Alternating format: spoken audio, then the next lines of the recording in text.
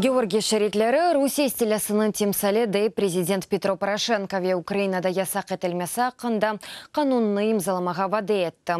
Шеритлер екінжі Джанженкінің темсалі дегіл, дей девлет башы. Москва есе озу оси ясетінен Георгий Шеритлеріні қанундан тыш етті. Арбейлерімізні әркүн өлдірген Русия женкеверлері оларны тақып юре.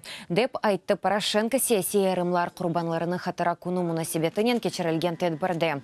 Матем тедбірлері Быковнян мезарлары милли тарихи мемориал құрығында кечірілді. Анда 37-41 сенелері Совет режимнің құрбанлары жиылған. Президенттің айтқаны кебі Сталин айрымларындан вефат еткен адамларының сайысы Совет режимі тарафындан онлар жесене девамында езленілген еді. Ама украинлілер арасында қатты диктатураға қаршы чыққан қараманлар әр вақыт бар еді.